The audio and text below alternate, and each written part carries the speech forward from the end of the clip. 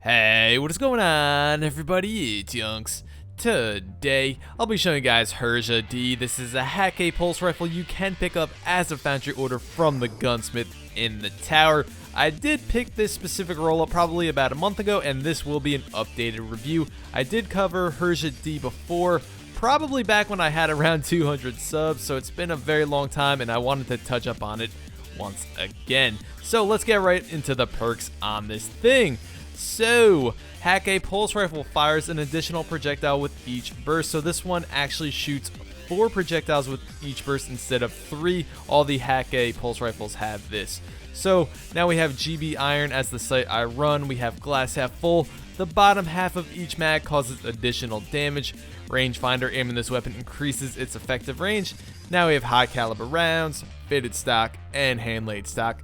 Increased stability, reduced range. So I actually go with hand laid stock because, as you can see, my stability is maxed out here, and yeah, it's very nice. So before we get into it, I do want to mention this is on the higher impact side, very similar to a Red Death. Anyway, let's take a look at the aesthetics. Alright, let's just get right into the gameplay.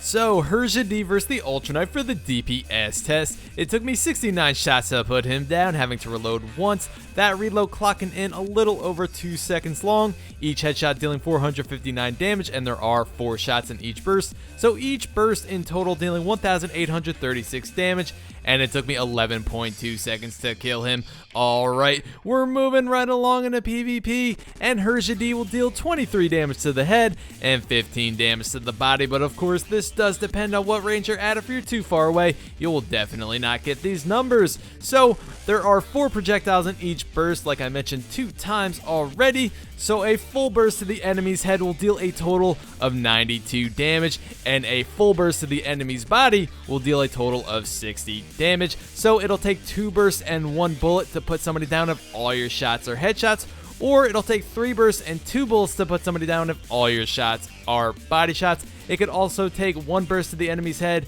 and 2 bursts to the body in order to put them down. What is the time to kill on Herja? Well, let's say it takes 2 bursts and 1 bullet. It'll take just about 1 second. Now let's just say it takes 3 bursts to kill your enemy. It'll take 1.2 seconds. So I guess that's not too bad. Of course, it's not great either. Of course, many other primaries can outgun this one. So as always, this pulse rifle would be difficult to use in this meta, but of course you can still perform well depending on how you use it. I actually had a lot of fun using Herja-D. It didn't give me too many problems, and as long as I stuck to the enemy's head, I just really didn't have a problem.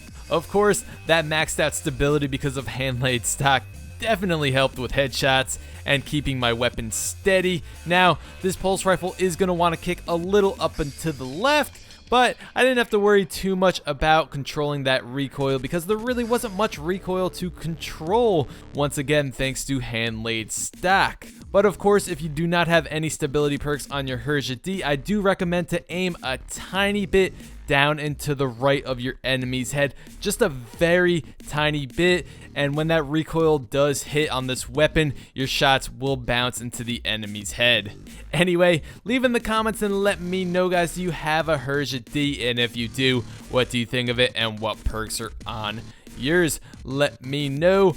Overall, I did have a good time with Herja. I thought I was gonna actually have a miserable time at first because when I last used this, I wasn't too fond of it as I remember, but I actually performed pretty well with it this time around. Not too bad, at least as I think. I don't know, maybe it was the perks I had this time around.